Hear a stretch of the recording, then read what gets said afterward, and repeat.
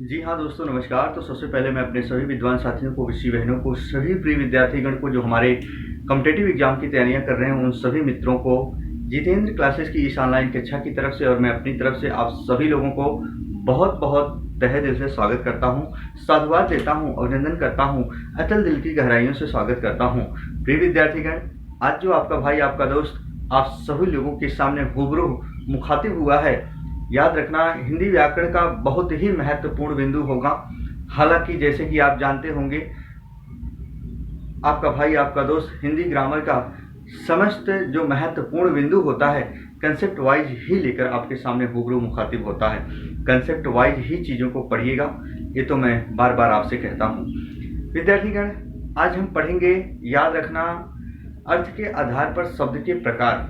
अंगुली पे नचाओगे, याद रखना 4-5 सेकंड लगेंगे, बहुत लगेंगे, जिसको समझने में 5 मिनट। उसका पूरा तथ्य, उसकी पूरी भूमिका आपके समझ में आ जाएगी। विद्यार्थीगण, जाइएगा मत, बने रहिएगा जितेंद्र सर के साथ। आज उसी बिंदु पर हम आपसी वार्तालाप करने वाले हैं। तो आज हम बात करेंगे विद्यार्थीगण, अर्थ के आधार पर शब्दों के प्रकार कितने होते हैं। जी हाँ, कंसेप्ट वाइज पढ़ेंगे। अर्थ के आधार पर शब्दों के जो प्रकार होते हैं विद्यार्थीगण, 4 होते हैं। एक होता है एकार्थी शब्द, एक होता है अनेकार्थी शब्द, एक होता है समानार्थी शब्द, एक होता है विपरीतार्थक शब्द। बहुत ध्यान से सुनना विद्यार्थीगण, एक होता है एकार्थी शब्द, एक होता है अनेकार्थी शब्द, एक होता है समानार्थी शब्द, एक होता है विपरीतार्थक शब्द। आज उसी के बारे में जानेंगे। एकार्थी शब्द का मतलब ये होता है विद्यार्थीगण, हमारे हिंदी भाषा में कुछ ऐसे शब्द होते हैं जिनका सिर्फ और सिर्फ केवल एक अर्थ होता है। जी हाँ, एकार्थी शब्द का मतलब जिसका केवल एक अर्थ होता है। अंगुली पे नचाओगे, वो क्या होता है? जी हाँ, उस पर भी हम बात करेंगे।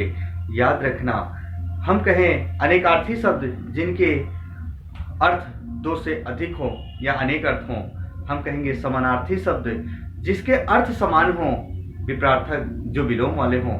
अंगुली पे नचाओगे, बने रहेगा, जाइएगा मत। आइए बात करेंगे अर्थ के आधार पर शब्द के जो प्रकार होते हैं, 4 होते हैं। बहुत इंपॉर्टेंट बिंदु मैंने लिखा है, क्या क्या है वो चीज पकड़ने लायक आपको। विद्यार्थीगण, मैंने लिखा है जिन शब्दों में, देखो, जिन शब्दों में केवल एक अर्थ होते हैं उन्हीं को क्या कहा जाता है? एकार्थी कहा जाता है। अब देखो, कंसेप्ट इसी को कहते हैं, इसीलिए कहते हैं कि विद्यार्थीगण कंसेप्ट सीखो।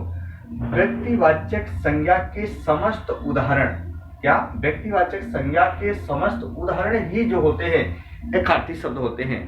व्यक्तिवाचक संज्ञा के समस्त जो शब्द होते हैं उन्हीं को एकार्थी शब्द कहा जाता है, क्योंकि जो एकार्थी शब्द होते हैं उनका एक ही अर्थ होता है, उनका दूसरा और कोई अर्थ नहीं होता। तो व्यक्तिवाचक संज्ञा किसे कहा जाता है? किसी भी व्यक्ति, वस्तु, स्थान, भाव का यदि हम पार्टिकुलर नाम ले लें, उसी को व्यक्तिवाचक संज्ञा कहा जाता है। किसी भी व्यक्ति, वस्तु, स्थान और भाव के निश्चित नाम को व्यक्तिवाचक संज्ञा कहा जाता है। विद्यार्थीगण, जैसे हम कहें नदी, नदी ना लेकर हम कह दें उसका पार्टिकुलर नाम गंगा नदी, घाघरा नदी, गोमती नदी, याद रखना विद्यार्थीगण, सतलज नदी। तो याद रखना, अब ये जो मैंने नाम ले लिया इनका, इन्हीं को व्यक्तिवाचक संज्ञा कहा जाता है। अब इनका तो अर्थ एक ही है, गंगा नदी, अर्थ वही है। जैसे मैंने लड़का लिया तो लड़के बहुत अर्थ हो गए, पर याद रखना हम कह दें मोहन, सोहन, तो याद रखना उसका तो अर्थ एक ही है। तो हमेशा और हमेशा याद रखना, व्यक्तिवाचक संज्ञा के समस्त उदाहरण ही एकार्थी शब्द कहलाते हैं। प्रिय दोस्तों, याद रखना, आइए जरा देखते हैं अनेकार्थी शब्द क्या होता है। जिन शब्दों के अर्थ एक से अधिक हों, जिन शब्दों के अर्थ एक से अधिक हों, उन्हीं को अनेकार्थी शब्द कहा जाता है।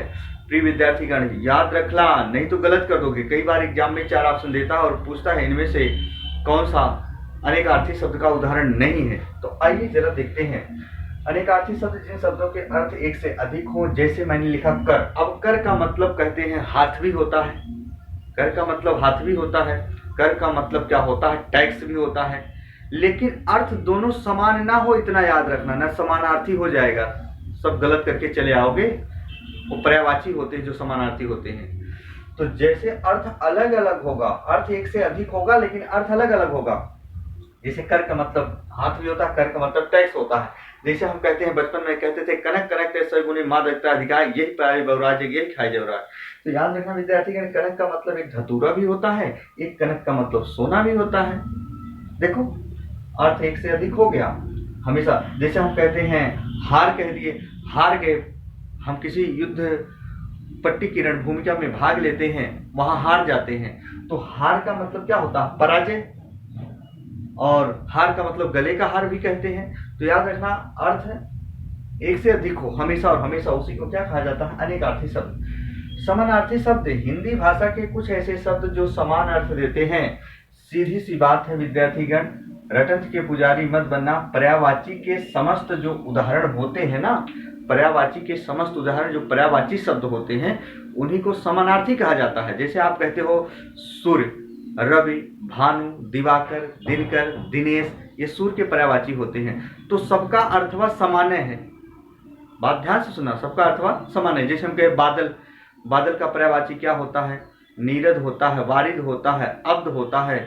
याद रखना विद्यार्थीगण, तो वही बात कह रहा है। जैसे मैंने लिखा भी है पर्यायवाची शब्द, जैसे बादल का जलद, वारिद, अब्द, जैसे मैंने कहा सूर्य का भानु, रविकर, दिवाकर, ऐसे कहते हैं दिनेश। याद रखना सबका अर्थ वह समान है, तो उन्हीं को समानार्थी शब्द कहते हैं। तो अब दिमाग में ये बैठना चाहिए कि पर्यायवाची शब्द क्या होते हैं? समानार्थी।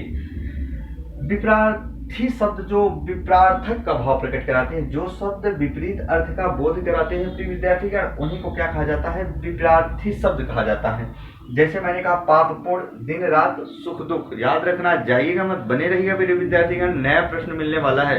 प्रश्न कैसे आता है और कैसे एग्जाम में आए हैं दोस्तों, पूछा गया था हमेशा और हमेशा, नहीं तो गलत करोगे। हमारा एक समास होता है द्वंद्व समास, जिनमें हाइफन चिन्ह लगा होता है। दोनों एक दूसरे के पूरक होते हैं, एक दूसरे के विलोम होते हैं, एक दूसरे के सार्थक और निरर्थक वाले ही द्वंद्व समास कहलाते हैं। लेकिन वैकल्पिक द्वंद्व समास जो विपरार्थक का भाव प्रकट कराता है प्रिय विद्यार्थीगण दोस्तों, याद रखना हमेशा और हमेशा वही हमारा विपरार्थक शब्द होता है। मैंने लिखा भी है, जरा देखो, वैकल्पिक द्वंद्व समास के समस्त उदाहरण ही विपरार्थक शब्द होते हैं। जिनको वैकल्पिक द्वंद्व समास ना मालूम हो विद्यार्थीगण, जितेंद्र क्लासेस ज्वाइन करिए। जो चैनल को सब्सक्राइब ना किए हो चैनल को सब्सक्राइब करिए विद्यार्थीगण, डेली आप तक नोटिफिकेशन पहुंचता रहेगा। आपको पता है कि डेली आपका भाई, आपका दोस्त सीरियल वाइज बिंदु लेकर रूबरू मुखातिब होता है और कंसेप्ट वाइज चीजों को पकड़ना। याद रखना विद्यार्थीगण, जो चीजें जन्मीन हो वही पढ़ना, बार आपको पढ़ना, आप कहीं भी पढ़ सकते हैं। तो वैकल्पिक द्वंद्व समास के समस्त उदाहरण ही विपरार्थक शब्द होते हैं, हमेशा याद रखना। अच्छा, उसके साथ साथ अब प्रश्न कैसे बनेगा, आइए जी जरा समझते हैं। आपसे 4 ऑप्शन पूछेगा, ऐसे देगा 4 ऑप्शन। विद्यार्थीगण ध्यान से सुना, ऐसे देगा विद्यार्थीगण पर्यायवाची, ऐसे देगा पर्यायवाची शब्द, ऐसे देगा विद्यार्थीगण वैकल्पिक द्वंद्व समास, ऐसे देगा विद्यार्थीगण व्यक्तिवाचक संज्ञा, व्यक्तिवाचक संज्ञा, ऐसे देगा सभी। पूछेगा प्रिय दोस्तों, पूछेगा इनमें से कौन सा एकार्थी शब्द का उदाहरण है? कौन सा एकार्थी शब्द का उदाहरण है? एकार्थी शब्द मैंने क्या बताया था? समस्त व्यक्तिवाचक संज्ञा के उदाहरण ही एकार्थी शब्द कहलाते हैं। मैंने बताया था समानार्थी शब्द पर्यायवाची के समस्त उदाहरण जो पर्यायवाची होते हैं, जिनका अर्थ समान होता है, उन्हीं को समानार्थी शब्द कहा जाता है। मैंने बताया था विपरार्थक शब्द जो वैकल्पिक द्वंद्व समास के समस्त उदाहरण होते हैं, जो विलोम का भाव प्रकट कराते हैं, वही विपरार्थक शब्द कहलाते हैं। अरे अनेकार्थी शब्द मैंने बताया था अर्थ समान ना हो, जिसके अर्थ एक से अधिक हो। एक बार मजा आया हो तो वीडियो को लाइक और सब्सक्राइब जरूर कीजिए प्रिय विद्यार्थीगण। नेक्स्ट दिन हम मुखातिब होंगे, तो आज तक की मेरी कक्षा यहीं तक होगी विद्यार्थीगण। तो आज तक के लिए बस इतना ही। तब तक के लिए मित्रों, जय हिंद, जय भारत।